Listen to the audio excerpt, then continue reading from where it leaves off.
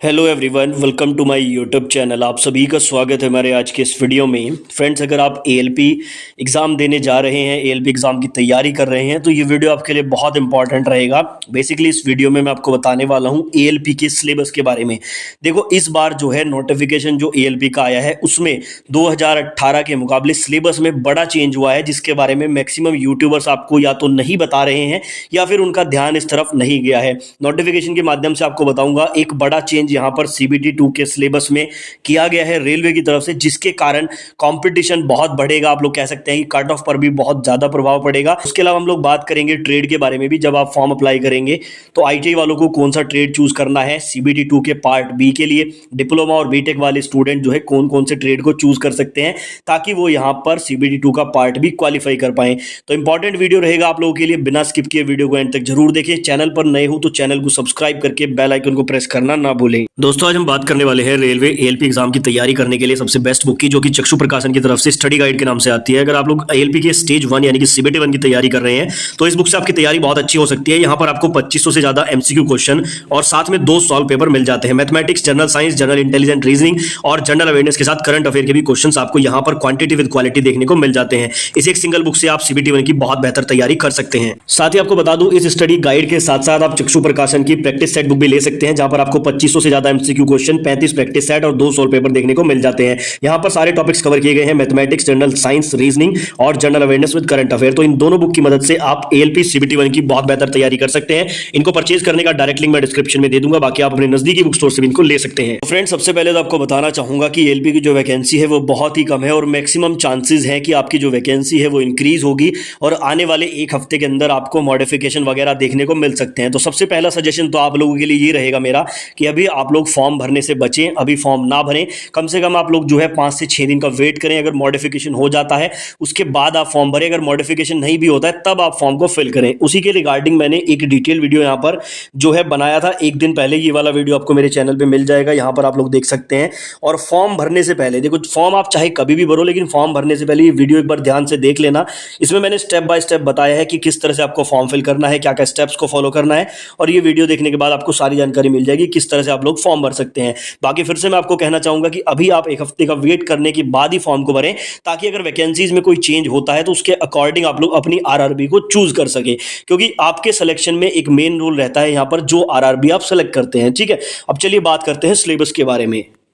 तो देखो, सिलेबस में क्या चेंज हुआ है वो दिखाने से पहले सबसे पहले ये 2018 वाला नोटिफिकेशन मैं आपको दिखाऊंगा और उसके बाद मैं आपको 2024 वाला जो नोटिफिकेशन है वो दिखाऊंगा, जिससे आपको पता लग जाएगा कि क्या क्या चेंजेस यहाँ पर हुए हैं। और उसके बाद हम लोग यहाँ पर बात कर लेंगे कि ट्रेड आपको किस तरह से चूज करनी है। ठीक है, ये 2018 वाला नोटिफिकेशन है और उसमें सारी चीज़ें बिल्कुल यहाँ पर मैंशन की गई हैं। तो यहाँ से आप लोग देख सकते हैं, सबसे पहले यहाँ पर फर्स्ट स्टेज सीबीटी के बारे में बताया गया है, जो कि कॉमन रहेगा एएलपी टेक्नीशियन के लिए, क्योंकि ये 2018 की बात हो रही है। इस बार एएलपी अलग से है तो सिर्फ एएलपी के रहेगा। इसकी ड्यूरेशन 60 मिनट और 75 क्वेश्चन की है, यानी कि सीबीटी 1 जो है उसमें आपको सिर्फ 75 क्वेश्चन करने हैं और 60 मिनट का यानी कि 1 घंटे का आपको समय मिलेगा। और मैं आपको एक चीज बता दूं, इस बार जो है ये सीबीटी 1 में आपको मैक्सिमम मार्क्स लाने होंगे।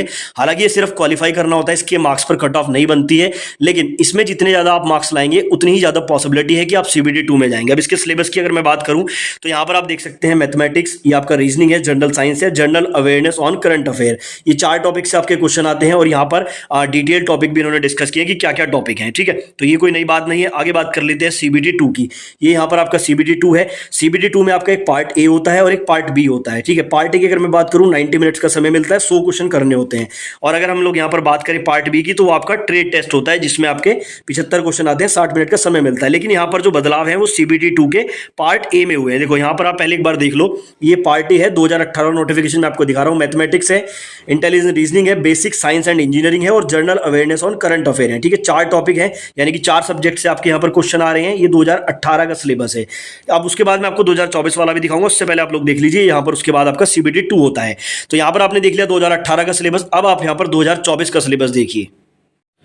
तो ये आपके सामने जो पीडीएफ है ये 1/2024 का बिल्कुल लेटेस्ट नोटिफिकेशन जो अभी आया आप लोग देख सकते हैं। लास्ट डेट यहाँ पर 19 फरवरी, ठीक है, ये वाला नोटिफिकेशन है और 5696 वैकेंसी। अब इसी में जब मैं नीचे स्क्रॉल डाउन करूंगा तो यहाँ पर आपको सिलेबस के चेंजेस देखने को मिल जाएंगे। वैसे बाकी चीज़ें ऑलमोस्ट सेम है, लेकिन यहाँ पर बस ये सिलेबस में इन्होंने एक चेंज किया है और जिसकी तरफ लगभग बहुत कम लोगों का ध्यान जा रहा है। यहाँ पर आप लोग देख सकते हैं। सबसे पहले मैं बात करूंगा CBT 1 की। तो ये रहा आपका फर्स्ट स्टेज CBT, जैसा कि यहाँ पर बताया गया है। इसमें आपके 75 क्वेश्चन आएंगे, 60 मिनट का समय मिलेगा, जो बिल्कुल सेम है 2018 की तरह। और उसके बाद यहाँ पर इन्होंने डिटेल सिलेबस भी बताया है। मैथमेटिक्स है, यहाँ पर मेंटल एबिलिटी यानी कि रीजनिंग है, जनरल साइंस है और उसके बाद जनरल अवेयरनेस, करंट अफेयर, यानी कि CBT 1 का जो सिलेबस है, टाइमिंग है, सब कुछ यहाँ पर बिल्कुल सेम है। लेकिन बात करते हैं CBT 2 की। अब देखो CBT 2 में मैंने अभी आपको वहां पर दिखाया और यहाँ पर आपको चेंजेस देखने को मिलेंगे। सबसे पहले तो यहाँ पर भी 100 क्वेश्चन है, 90 मिनट का समय है पार्ट ए के लिए। पार्ट बी 75 क्वेश्चन, 60 मिनट का समय, ये भी बिल्कुल सेम है। लेकिन अब आते हैं डिटेल सिलेबस पर। तो जैसा कि वहां पर आप लोगों ने देखा 4 सब्जेक्ट से क्वेश्चन आ रहे थे, लेकिन यहाँ पर देखिए सिलेबस 4 पार्ट ए, CBT 2 के पार्ट ए की बात हो रही है। मैथमेटिक्स के क्वेश्चन आएंगे, जनरल इंटेलिजेंस एंड रीजनिंग आएगा, बेसिक साइंस एंड इंजीनियरिंग आएगा। लेकिन यहाँ पर डी करके कोई भी सब्जेक्ट नहीं है जिसमें आपका करंट अफेयर या फिर जनरल अवेयरनेस हो, यानी कि सीधा सीधा यहाँ पर CBT 2 के पार्ट ए से इन्होंने जनरल अवेयरनेस और करंट अफेयर को हटा दिया है। यानी कि यहाँ पर अब जो क्वेश्चन आएंगे वो mathematics, reasoning, basic science and engineering से ही आने वाले हैं, क्योंकि यहाँ पर नोटिफिकेशन में ये चीजें मेंशन की गई है। अभी एक बहुत बड़ा चेंज है जिसकी तरफ छात्रों का और टीचर्स का ध्यान शायद नहीं गया है, लेकिन यहाँ पर आपको इस चीज को देखना होगा। अब कुछ स्टूडेंट यहाँ पर ये भी कह सकते हैं कि हो सकता है कि प्रिंटिंग मिस्टेक हो, तो नॉर्मली ऐसा नोटिफिकेशन में प्रिंटिंग मिस्टेक नहीं होता है। तो मेरे हिसाब से तो ये सिलेबस में चेंज हुआ है, या फिर हो सकता है कि 1% यहाँ पर कोई प्रिंटिंग मिस्टेक रही हो और ये सिलेबस यहाँ से प्रिंट करना ये लोग भूल गए हो, या कोई भी प्रिंटिंग मिस्टेक हुई हो। तो इसके रिगार्डिंग जो है RRB तक आपको अपनी बात पहुंचानी होगी। क्वेरीज आप लोग रेज कर सकते हैं, जो भी हेल्पलाइन नंबर है, ईमेल आईडी है, वहां से भी चीजें क्लियर हो जाएंगी। बाकी मेरा मानना यह है कि नोटिफिकेशन में जो दिया गया है उसी के अकॉर्डिंग आपको अपनी प्रिपरेशन करनी होगी। बाकी पार्ट बी का जो सिलेबस वगैरह है वो सारी चीजें यहाँ पर बिल्कुल सेम है। अब यहाँ पर आ जाते हैं हम लोग दूसरे पॉइंट पर कि ट्रेड का चयन कैसे करें। देखो यहाँ पर क्या है कि 2018 में जब फॉर्म भरे जा रहे थे तो उसमें टेक्नीशियन की वैकेंसी भी साथ में थी, के कारण से फिजिक्स और मैथमेटिक्स भी आपका ट्रेड में चूज करने के लिए ऑप्शन मिल रहा था, लेकिन इस बार ऑप्शन नहीं मिलेगा। नोटिफिकेशन के अकॉर्डिंग चले तो डी पॉइंट में कहा गया है, देखो, candidate with ITI trade apprenticeship qualification will be required to appear in the section having questions from their trade. मान लो कि आपने ITI की है इलेक्ट्रिशियन ट्रेड से, ठीक है, तो जब आप फॉर्म भरेंगे तो आपको इलेक्ट्रिशियन ट्रेड ही सेलेक्ट करनी है, ऐसा यहां पर इन्होंने बोला है। और हो सकता है कि वहां पर आपको कोई दूसरा ऑप्शन भी ना मिले चूज करने के लिए, ठीक है, जब आप फॉर्म भरेंगे आपको पता लग जाएगा। तो ITI वालों के लिए तो सिंपल सा है कि अगर आपने यहाँ पर इलेक्ट्रिशियन से किया है तो आपको जो है ट्रेड में इलेक्ट्रिशियन ही चूज करना पड़ेगा, फिटर से किया है तो आपको फिटर ही चूज करना पड़ेगा, ऐसा रेलवे कह रहा है। बाकी यहाँ पर अगर बात करते हैं हम लोग डिप्लोमा वाले स्टूडेंट की या डिग्री वालों की, तो बोला गया है कि degree diploma candidate have to select one trade from the list of trade listed below against their engineering discipline. यानी कि यहां पर जो डिप्लोमा और बीटेक वाले स्टूडेंट हैं उनको ऑप्शन मिल जाता है, यानी कि वो अपनी ट्रेड से अलग भी जो है ट्रेड चुन सकते हैं। जैसे कि यहां पर देखो, जिन लोगों ने भी इलेक्ट्रिकल इंजीनियरिंग या उसके कॉम्बिनेशन से डिप्लोमा या बीटेक किया है वो लोग यहां पर इलेक्ट्रिशियन, इंस्ट्रूमेंट मैकेनिक, वायरमैन और यहां पर कॉइल वाइंडर, रेफ्रिजरेशन और एयर कंडीशनर मैकेनिक, इनमें से कोई भी ट्रेड चूज कर सकते हैं, उनका पार्ट भी इसी में आएगा। या फिर अगर आप लोगों ने बीटेक डिप्लोमा किया है इलेक्ट्रॉनिक इंजीनियरिंग से तो आप लोग यहाँ पर ये वाली ट्रेड चूज कर सकते हैं। अगर आपने मैकेनिकल इंजीनियरिंग से बीटेक या डिप्लोमा किया है तो आपके लिए ऑप्शन है fitter, mechanic, tractor mechanic, mechanic diesel, Turner, machinist, ये सारे ऑप्शंस आपके लिए खुले हुए हैं। अगर आपने ऑटोमोबाइल इंजीनियरिंग से बीटेक डिप्लोमा किया है तो ये सारे ऑप्शन आपके लिए खुले हैं। यानी कि डिप्लोमा बीटेक वाले स्टूडेंट के पास मल्टीपल ऑप्शन है, लेकिन ITI वाले स्टूडेंट के पास मल्टीपल ऑप्शन नहीं है, ठीक है। अब यहाँ पर सवाल ये भी उठता है कि डिप्लोमा वाले स्टूडेंट जो है या बीटेक वाले जो स्टूडेंट है वो क्या चूज करें। तो इसके लिए आपको क्या करना है, आपको सिंपली, जैसे आपने मैकेनिकल से डिप्लोमा किया है तो आपके पास ये वाले ऑप्शन बचते हैं।